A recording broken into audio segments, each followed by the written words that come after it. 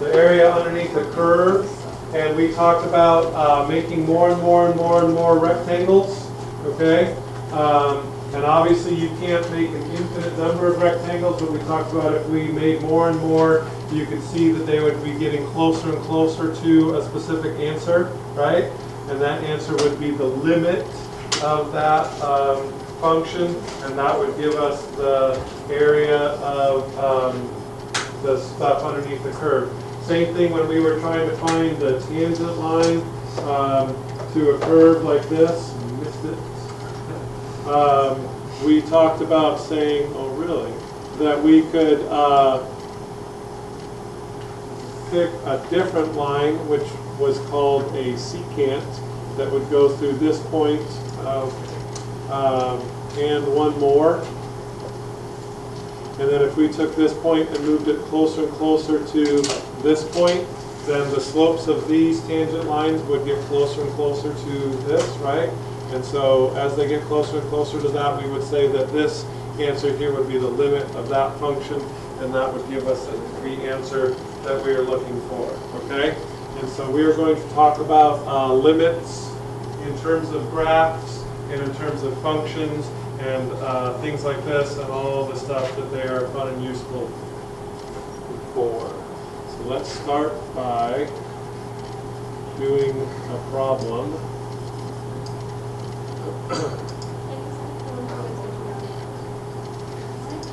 What's your problem? Ooh, yeah, that's a tough question. Keep us posted, all right? Okay, so let's start with the tangent and velocity problem. So tangent and velocity problem. So this is section 2.1. If you want to do your notes like that, the tangent and velocity problems. We're going to wait.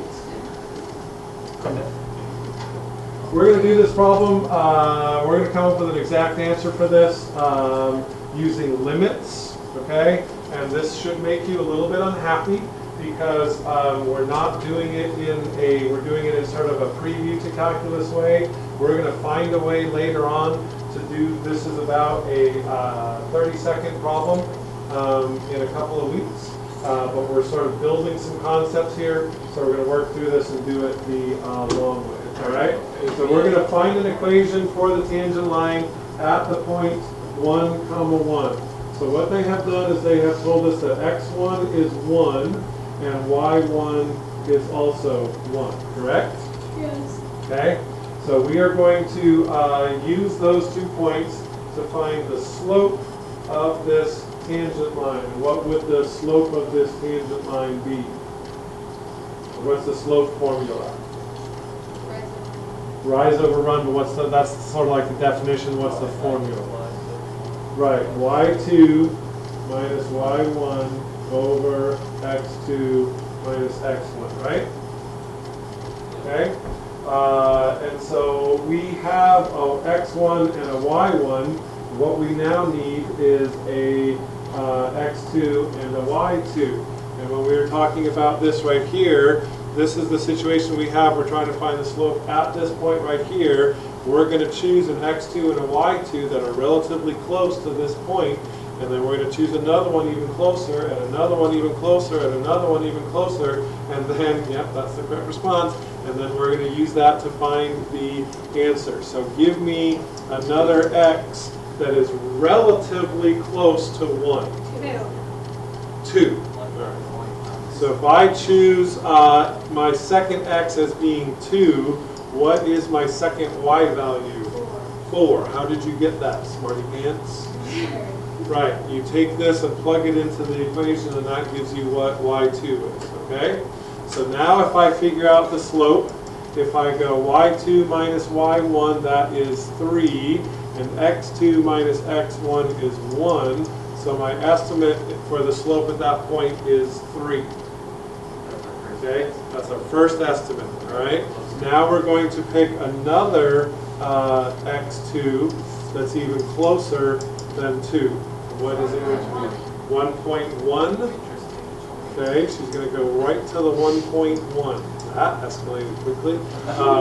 What is 1.1 squared?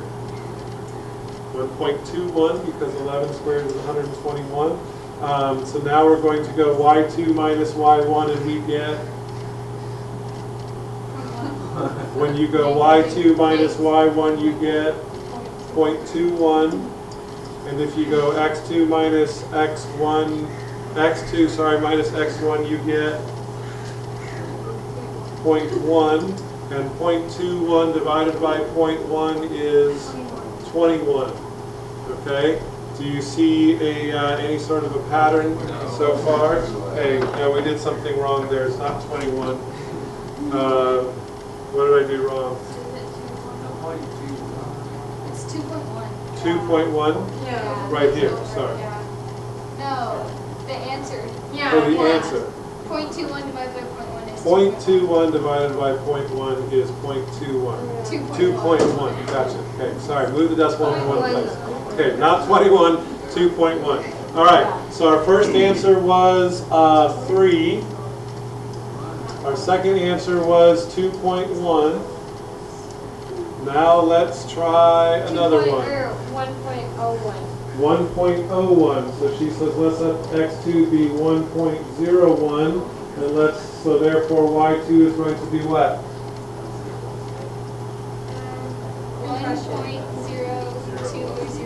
1.0201. Okay? Awesome. All right. So now when we go y2 minus y1, we get 0.0201. If we go x2 minus x1, we get 0.01. And if you divide those two numbers, you get 2.01. I feel like it's getting closer to 2. So it appears that this answer is getting closer to 2. Let's try one more and see if we can do it. Okay, let's try x2 is 1 point what? 0. 0, 0, 1. Well, we can't do 1.0 because 1.001. 0, 1. Okay, so then that means that y2 is going to be 1.002001. Okay, is it right? Okay. Excellent question. Hold on, hang on to that thought for just a second. If we do these, then I'm going to tell you right now that the answer is going to be 2.001. Okay, and so what does it appear that the slope is going to be exactly? 2. Okay, and so what we're saying is the slope of the tangent line at the curve y equals x squared at the point 1, 1 is 2. Okay? Now Taylor and Mary brought up a great point, and they are absolutely correct, and this is going to become very, very important later on in the class. For this problem right now, there's not really any reason to pick points to the left of it, because you can see that there's nothing funky going on there. But we will talk about in the future what are called right-hand limits and left-hand limits. And what we have figured out is the right-hand limit, because you start on the right-hand side and move closer to the point, okay? What you're asking me to check is the left-hand limit, which is start on the left side of the point and then move closer from that direction, okay? And what I'm here to tell you is it's still going to work out to be about the same. Do you trust me? Should we try one? How about let's pick a point very close to 1 but less than it, okay? 0.9. So y2 is going to be 0.81, right? And then if I go y2 minus y1, that will give me negative 0.19. And now if I go x2 minus x1, that will give me negative 0.1. And so now my slope would be 1.9. So can you see that it's getting closer to 2 from the other direction? Okay, so that's a great idea, and that's an important point for you to raise, and that's going to be something we're going to work on later. Yes. What if there were 2? What if they were what? Well, Like it was so are you saying that if we did this and instead of being 1.9, it was like 3.7? Okay, then something weird would be going on at this point. Okay, and we would have to check closer and closer, and it's possible that, yeah, there would be a discontinuity here, like an asymptote, like you said, which would mean that the slope at that point does not exist. and that's why it's important to check what they're talking about. Okay? But in this case, since we have just a regular old curve, we are going to be fine. Okay? All right, so we just figured out that at the point 1, comma 1, the slope is 2. Wait, we're doing this. Okay? No, we're not done. What did the question say? It said find It said find an equation for the tangent line to the parabola y equals x squared. And so in order to do that, we need a point, which they gave us already, and we need a slope, which we just figured out. And so now that we know that the slope is 2 and the point is 1, 1, give me an equation. 2x minus 1. Point slope. Point slope, since we have a point to the slope. So I'm going to go y minus 1 equals, And which No, is 2 2 times x minus x minus 1. So for those of you who are not familiar with that or forgot it, the point slope form is y minus y1 equals the slope times x minus x1. We will use that a lot. Why is that what? Because I was given a point and the slope, and I was able in 5 seconds to come up with an equation of a line that contains that point and slope. Okay. You, what did you say your answer was? Because the slope is 2, and it starts converging, dropping down. Okay. Now, when you are finding the slope of a cosine graph and the slope comes out to be pi over 4 and your point is the square root of 3 comma 2, are you going to be able to do that same thing, drop it down to the origin and figure out what the y-intercept is? No. So that's where my method will come in to be handy. Okay? So you're able to do that in a very simple case. Okay? But this does any case at all. Alright? And then if you want to solve this, if you're more comfortable with the slope-intercept form for an answer, you certainly can, and you would get that. And did you say plus 1? Yeah, minus 1. Minus 1, okay. Alright. Okay, so we are coming up with that as being the slope of the curve the equation for the line, this tangent there. And so Gabby and Connor were a little bit unhappy with our estimate that we did with the other problem. If we want to check this out now, so we did x squared, and we said that the equation was 2x minus 1, is that right? Okay, so now if I graph those two things, there's our original graph, there is the tangent line. If I zoom in to that place at 1, 1, and if I continue to zoom in more and more and more, then you should see that those things.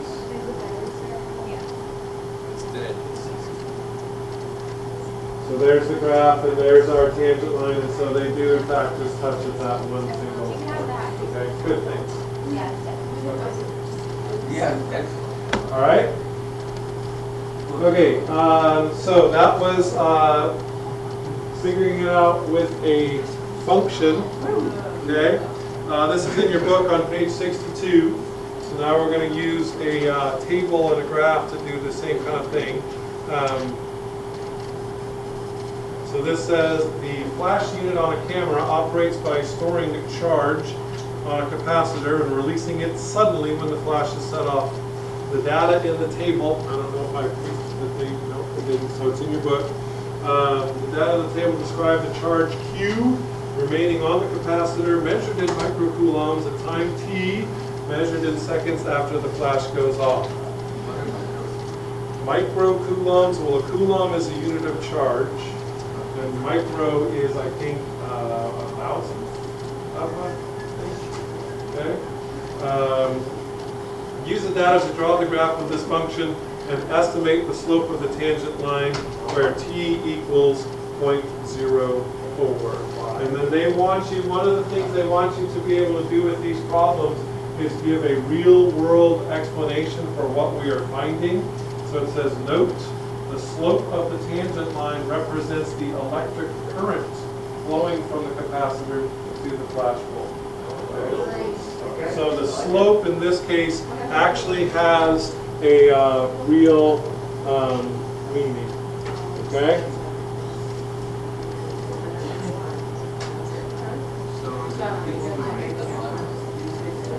I'm guessing the people that designed the flash bulbs had to know this, yes. That's just a guess. All right, so if you guys are looking at the little equation there in the graph, you can see the graph here. I'll just try and get a quick picture of it up here. This is on page 62. So they have a little page break here, cheaters, and then 50, 60, 70, 80, 90, and 100. And then I'm going to go by, what do I have to do? 1, 2, 3, 4. So I can go by, oh, let's go by 3. So 0.02, 0.04, 0.06.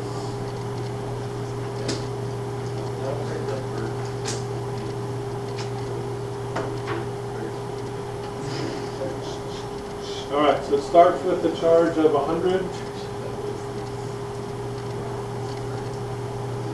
Okay, and then after 0.02 seconds, the charge has dropped down to 81-ish. And then after 0.04, it's about 67-ish. And then 0.06, it is 54-ish. So what's the triangle? Okay, the triangle is to give you a sense of what we're doing here.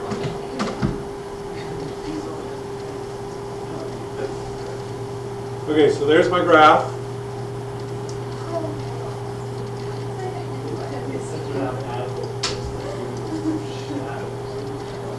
What was that?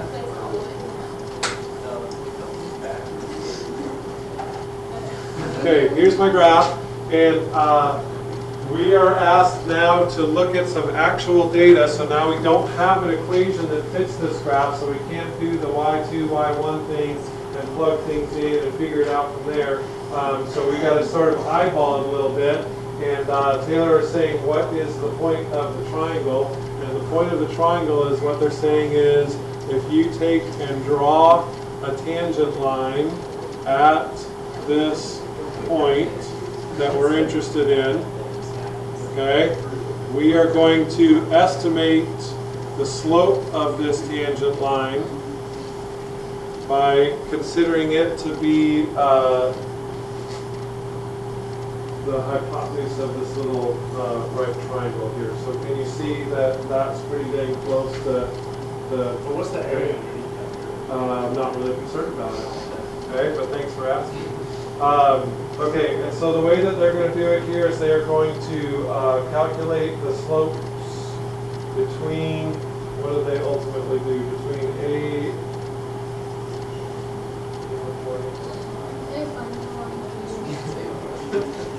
What's that? Oh, yeah, I have to label my points here. So this is A. So this is A, B, C. Okay. What did you say? And B is this guy right here. Okay, what do you want to do? Just count how long you need. Okay, so you're going to do the right triangle thing and then find that, I guess, will give us the length of that, though, and that's not what we're looking for. Okay? What are we looking for? If you divide Oh, because you're doing rise over run. Yeah. Okay, yeah, good, go ahead. Okay, good, looking forward to it already. All right, so Raina says that we're going to just call this the rise, and this right here the run, and that'll give us at least a good estimate, right? Good idea. Okay. So how do I find this distance right here? I don't want to count. I'm going to do better than counting. What is a good estimate for this distance right here? A minus B. A minus B, right, and the B I'm going to come get from this C right here. Okay, so if I subtract the the y coordinate of the A point minus the y coordinate of the C point, that will give us the rise, right? And then if I subtract the x coordinate of the A point and the x coordinate of the C point, then that will give us the run. Does that make sense? Well, this is the first point in the table, which we're going to ignore because it's memory well points closer to the point that we're looking at. So I'm going to look at the second point in the table, which is 0.02.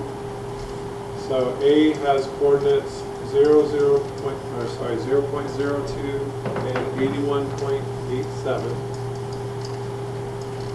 And C has coordinates what? That's the 1, 2, 3, fourth point in there. What is it? 0.06 and 54.88. Okay, so I can use this to figure out the change in the y's is how much?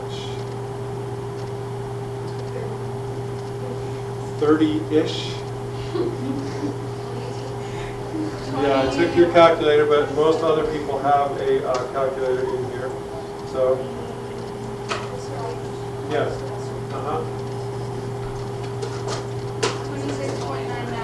26.99. And what is the change in the x's? 0.04? Minus, yeah. And what do you get when you divide those two things?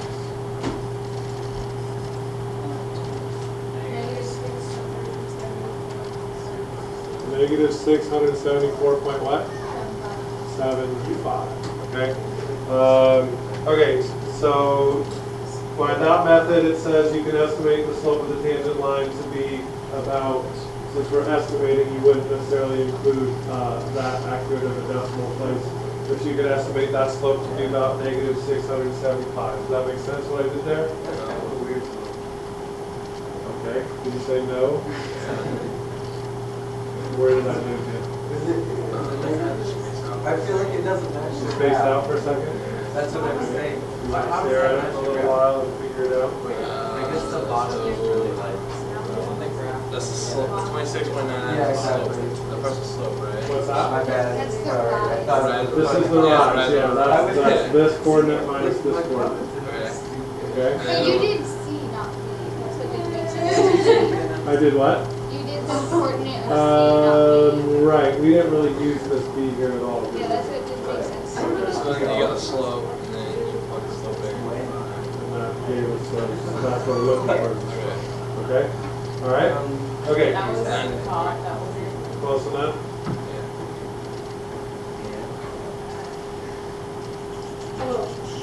All right, one last one. I don't know if we'll have time to finish this today or not.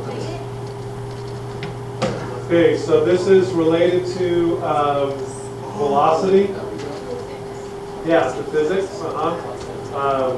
Suppose that a ball is dropped from the upper observation deck of the CN Tower in Toronto, 450 meters above the ground. Find the velocity of the ball after 5 seconds. Okay.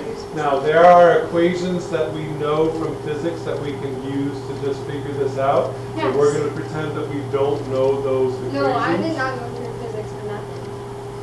Okay. That you're going to really love this. You have a great understanding of what's going on here. What we're going to do is we're going to look at a position time graph. Okay. And the reason why we're going to do that is because Leanne can tell us that the slope of a position time graph gives you what?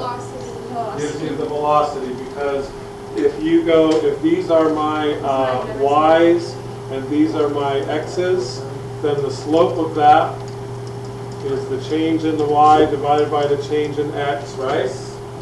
And if you go, yeah, change in position over change in time, and that's going to give you the velocity, okay? So what we need from Leanne, since she suffered through physics and she didn't do it for nothing, is we need an equation that we know from physics that will tell us the position of the ball at any time t. Go ahead. X is not plus B, so Go ahead, Leanne, you got that for us? I'm 1/2 AT squared. Yep. Right, okay, good. But we don't know the acceleration, so that's not gonna help us either. Negative Okay. 9.8 Plus per three. second. What's Yeah, that? it's V squared gravity. equals Yeah, V it's from that squared. yeah, Right, and you know the acceleration is, what'd you say? Negative 9.8, and so half of that is 4.9. So they're gonna want us to use the equation 4.9 t squared, okay? Because the initial velocity is 0 because they just dropped it, is that right? Okay. Okay, so we want to find the velocity of the ball after 5 seconds, so we're going to play the same game that we did at the very beginning of class. My x1, x is the time, so what's my x1? 5. What is my y1? No, because this is after 5 seconds, okay? And I'm going to cheat here a little bit, and I'm going to ignore the 450 because the 450 would cancel out anyway, okay? So instead of talking about where the ball is, we're just going to talk about how far it has moved since time t equals 0. So it would be 4.9 times 5. 4.9 times 25, which is what? 122. 122.5. Okay, so just like we did before, these ones are going to stay the same every single time. Now I'm going to start by choosing an x2 that's very close to 5. Okay, so you want to go on the other side of it now, just for fun. So she's going to say 4 point what? 99. Okay, which means that my y2 is what?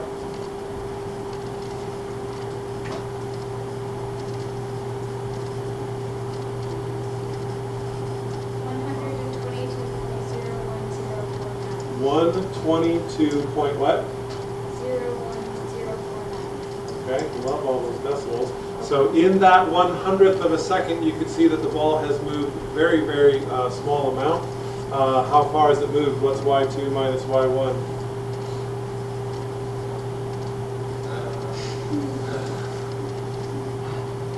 Let's move down. So it's going to be negative. So what's y2 minus y1? Negative 0.48951. Negative 0.48951. So that's my change in distance. What's my change in time? And it's going to be negative again, negative 0.01, right? Because we're going backwards. So we need to move the decimal over 2 places. And so we're going to say about 48.951. I don't know what our meters were, or units or meters per second, okay? And so you can play that same game again where you're getting closer and closer to a particular number. Any guesses just from looking at that what our velocity might be? What? Yeah, it's going to turn out to be 49. And a fun way to do that is we picked a time just below 5 seconds. We've got just below 49 meters per second. If you pick a time just more than 5 seconds, you'll be right on the other side of. It'll come out to be 49 point something something. And so that's how you know that 49 is what you're looking for. Okay? And again, we will find an exciting mathematical calculus way to figure out exactly what that answer is without just plugging things in and then looking for the particular answer. And remind me at the beginning of class to show you what that looks like tomorrow, but I don't think that I have time right now. Okay? To do that now. Okay? Like, I remember from last year, the physics chemistry were saying how like you could, like we know that it's instantaneous, so like we couldn't find the instantaneous velocity. Right. Calculus to do that. Right, exactly. So that's what we're working on here. Okay?